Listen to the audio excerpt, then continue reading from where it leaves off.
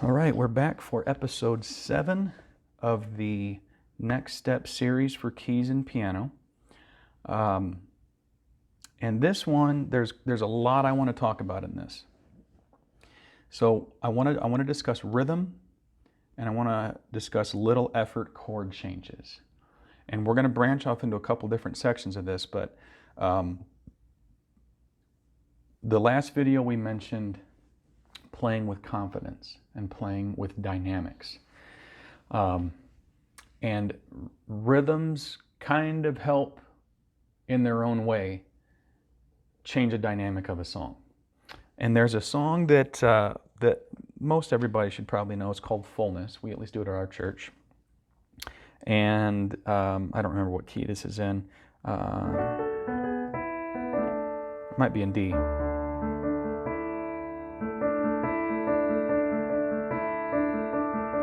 So there's kind of this opening riff.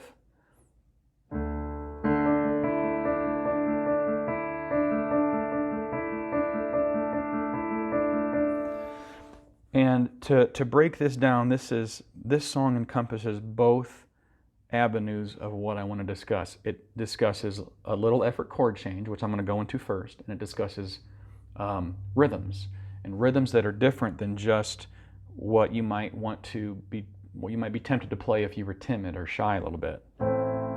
Whole notes.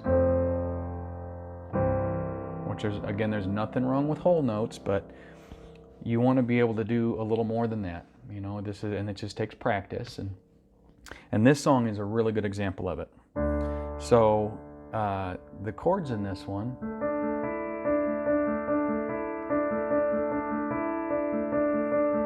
I'm going to change chords here, even though if you watch my right hand, I'm not going to change anything with it.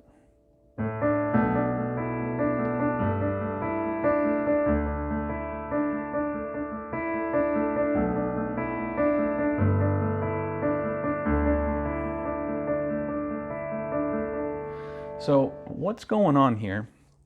I don't remember if I discussed this in another video, but whether I did or not, I'm going to review it again, okay? So a little effort chord change is, in this song, is an example of not playing a genderized chord. And it really, I'm sorry if that offends people if I say like an asexual chord, but it's the best way to distinguish what that chord is. If you assigned the chord C major as a male, C minor as a female, well, there's only two options. I know that goes into a theology that is very debatable in this culture right now, but you only get two options. So if you are playing anything besides a third, and in this case, this is a major third, this is a minor third, okay? That is what distinguishes whether it's a major or minor chord. So if you're playing anything besides that, you have room. You have room that no matter if the chord changes, you can hear different chords come together without having to change your right hand. Okay. So in a previous video, I think we were in the key of C in one of the earlier videos where I was talking about ear training. And ear training, if you are hearing what going from a C to a G would sound like, which is the 5, or going to a 4, which is the F. And I talked about doing a sustained 4 or a sustained 2, which is if we're playing the inverted C here on a second inversion and we're going to the 5 or the G, a sustained 4 would be taking the third note in that G chord and raising it up to the 4th. 1, 2, 3, 4, 5. So if I take the third and raise it to the 4th, that's a sustained 4 or a sus 4. And then if I go to the 4, that's a sus 2 because I'm taking the third and lowering it to the second. 1, 2, 3, 4, 5. Right? So if you look at this, I'm gonna play a G sus 4. Now all I'm gonna do is move my left hand up to a C, which is the first chord we started with. You hear that? That is a C sus 2. It's just inverted. So a G sus4 is a C sus2. And it can intermingle with any note in the scale. And here's an example. So going back to fullness, which I just happen to be playing in the key of D, that's a D sus2. It's just inverted. I'm going to play every note in this D scale all the way down, and I'm going to keep playing this on my right hand, and you're going to hear that it always sounds good.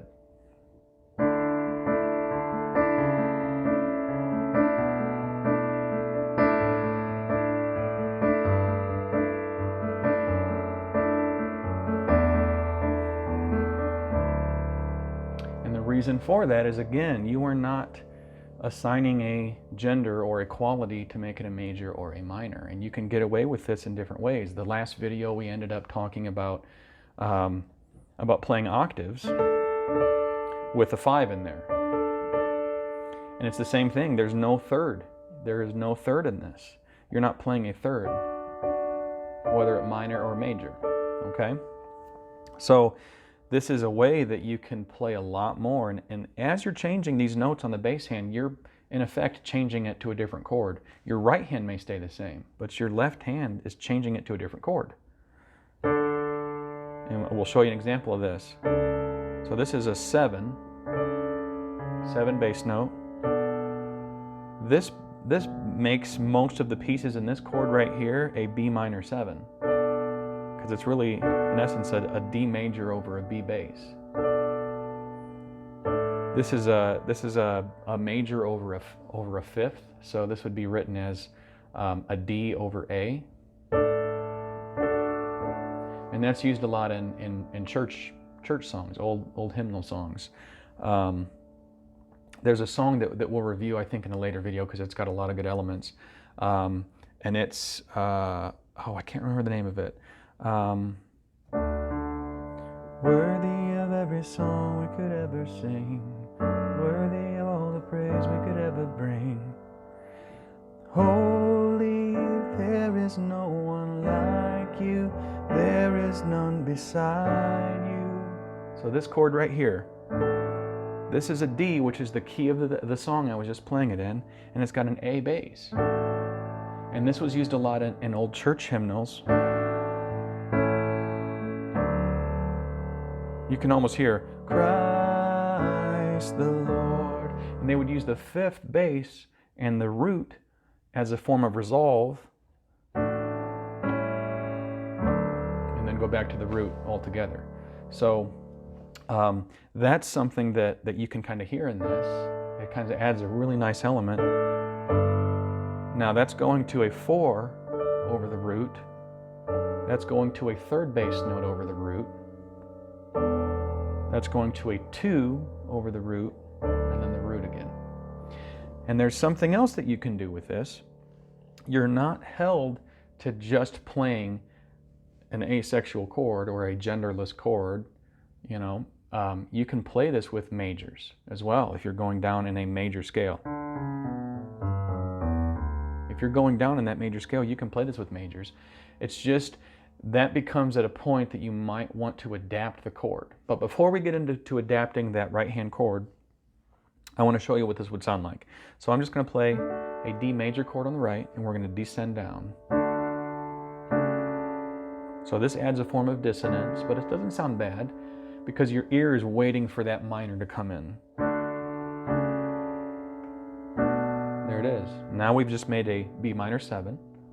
There's that 5 chord, the church chord, right? Now watch what happens when we go to the 4. We are one note off of a G major 7 chord. Because remember we talked about a G. If you wanted to play a major 7, go up to the third note and make it a minor. That's a B, so a B minor. All we've done to change this is instead of playing a B, we're playing that A. It's the D over a G. So it's almost like combining elements of a minor 7 with a major 7. And then we're going to go down to the third note over the root. This would be written as an F or a D over F sharp. This one probably has the most dissonance in it. It's a 2 over the D. if you're playing the bass note up here, that's what you're going to get, and then the root. So a way that you can kind of adapt this, if you wanted to make it easy, what are the three main chords that you're going to see? There are more than just three, but what are the three main chords you're going to see in any song? A 1, a 4, and a 5, as far as Western music is concerned, American music. 1 and a 4 and a 5. So 1, 4, 5. A D, a G, and an A. So between the combination of a D and a G and an A, you can play that on your right hand as you're going down the scale. So let's dissect this. D. Now, we're going to go to a C sharp or a D flat. Well, A, the chord of A, has that note in it. Now, we know that if we play a B, it sounds good with a D chord, right? Probably not going to sound great with the A. It could sound good with a G, with the 4, but that sounds a lot better. It's going back, forth, back. And then an A note, well, just play the A chord, right? Now here's a G. You can play that, or you can go back to the D, because we talked about it kind of makes it almost like a major 7. But you can just play the G there. And then F sharp, well, that's already in the D chord. And then if you play an E with a G, that's an E minor 7, and then you're back to the root.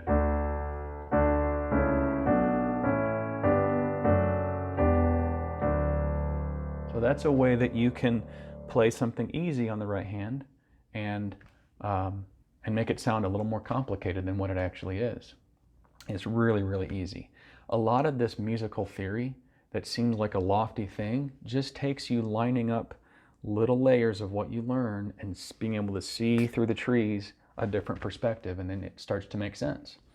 And if this doesn't make sense, please email me or ask me a question, because it's probably a little piece that you've just been missing from it. Or you can go back and watch the videos again, because these are really basic concepts that can open your eyes and open doors to broader worlds than what I'm going to cover in, oh, I just hit the mic, sorry. A lot broader worlds than what I'm going to be able to cover in this next step series. This is not the final step series. This is just the next step series. So anything I'm covering is just introduction into these methods. All right. So let's go back to the song Fullness. All right.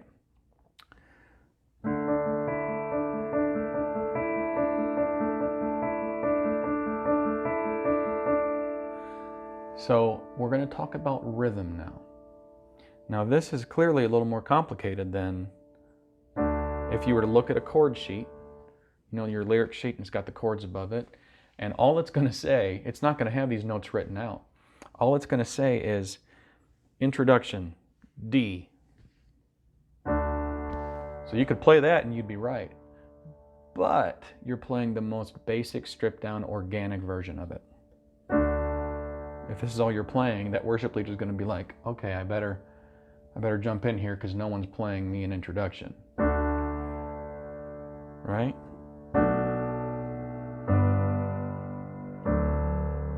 You could even play that. These are the opening chords. Maybe that's what your introduction might say. D, B minor, or B minor, G, D. And you're even playing it in inversions, which we talked about, which is great. But to be able to play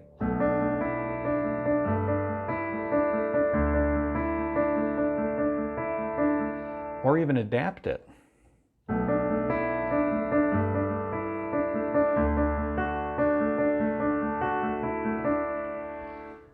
It's knowing, it's combining what we talked about with know your scales.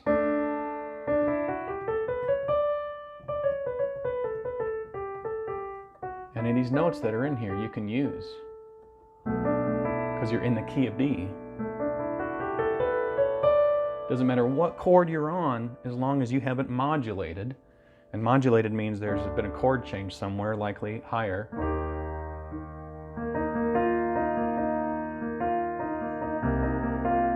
Now, most times we don't do that. It's just a little complicated to have everybody change a key. But As long as you haven't changed the key anyhow, you can use any of these notes in this scale to be able to solo off of or change it around. So dissecting this rhythm, if you're thinking of a rhythm in 4/4s, 1, 2, 3, 4, 1, 2, 3, 4, 1, 2, 3, 4, 1, 2, 3, 4, 1, 2, 3, 4, 1, 2, 3, 4, 1, 2, 3, 4. It's harder to do that and say it and do that at the same time than I thought it was. So if there's 4 beats in a measure, 1, 2, 3, 4, I'm playing faster than 4 beats in a measure. So I'm going to leave this note out and just play the rhythm.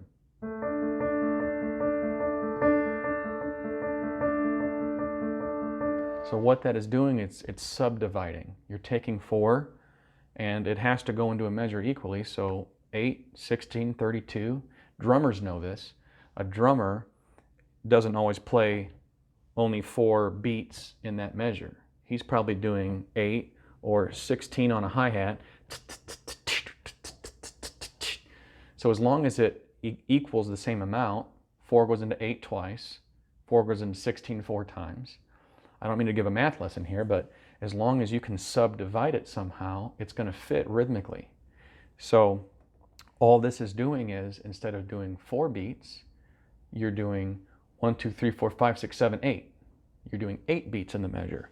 Now, no one likes to count in their head, 1, 2, 3, 4, 5, 6, 7, 8, 1, 2, 3, 4, 5, 6, 7, 8. But you can kind of feel the rhythm, and we use that by saying 1 and 2 and 3 and 4 and 1 and 2 and 3 and 4 and 1 and 2 and 3 and 4 and 1 and 2 and 3 and 4 and every one of these notes is hitting one of those beats. 1 and 2 and 3 and 4 and 1 and 2 and 3 and 4 and. So what some of these extra notes are giving you is what's called a syncopation. Any note that lands on an and or the upbeat, 1 and 2 and 3 and 4 and, any one of those notes, it's hard to notice that it's a syncopation unless you remove the downbeat notes. So I'm gonna remove a few of these notes I'm gonna remove a few of the downbeat notes, and I'm gonna let you hear what a syncopation sounds like, okay?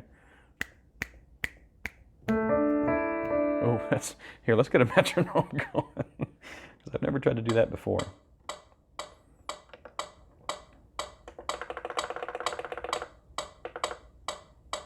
Okay, here we go.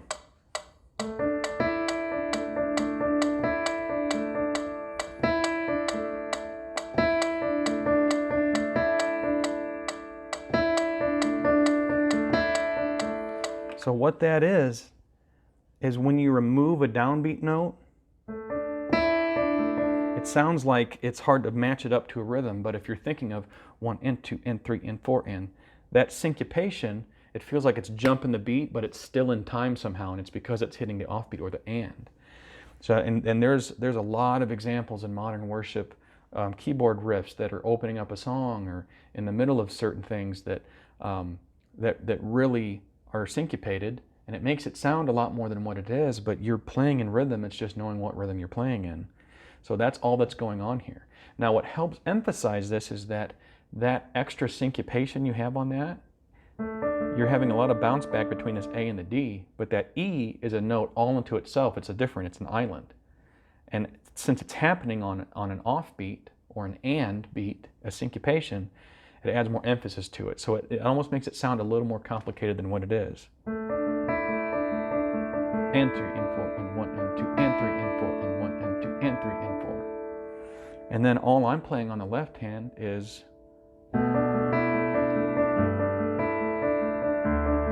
whole notes. I'm holding one note out for the whole measure. 1, 2, 3, 4, 1, 2, 3, 4, 1, 2, 3, 4. Okay?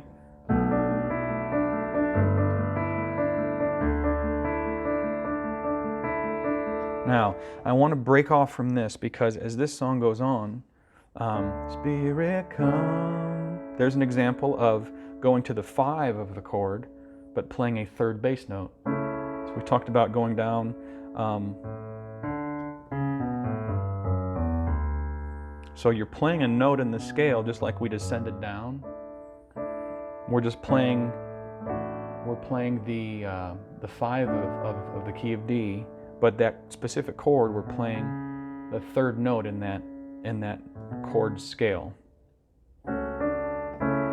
Spirit come, same with the G. We're playing a 4 with the 3rd over. So as the song goes on, pour it out, let your love run over, here and now, let your glory fill this house. So now, as that chorus ends, it kind of goes back into the...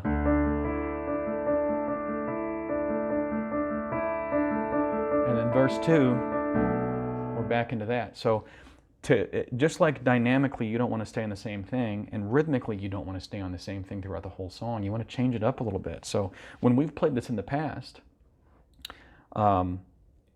you can branch off from this. You've already done it in the first verse. I mean, you've almost exhausted it, and it's good to come back to that, because like any good riff or lick, it's good to come back to and revisit it. But you can branch off of this from this. So as the second verse goes on, instead of doing,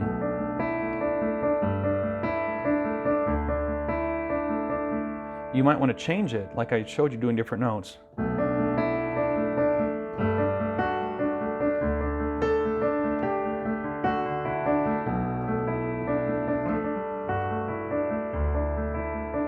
And that's a really sloppy example of that. But a lot of times what I end up doing is, by that point, there's a fuller beat. We're giving a higher dynamic verse than we gave the first time. So I might do something like,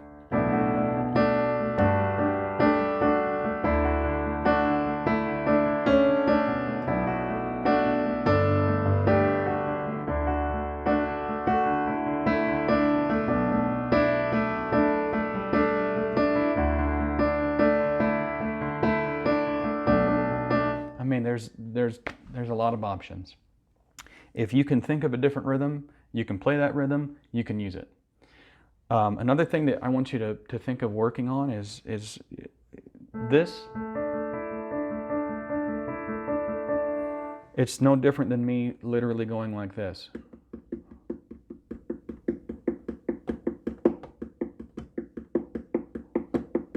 And all I'm doing is drumming with my fingers, because this is a percussion instrument.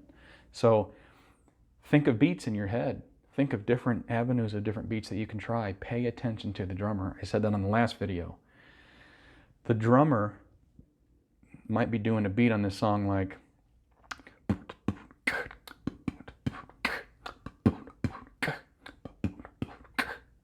play to that.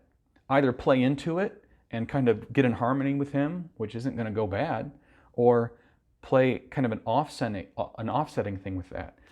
One of our best drummers in our church is a guy named Doug. Shout out to you, Doug, if you're listening. And he does some really neat stuff. And a lot of times he's been playing something and I've heard it and I'm like, ah, man, I want to add this in here, because rhythmically it'll add this really cool synoptic kind of feel to it.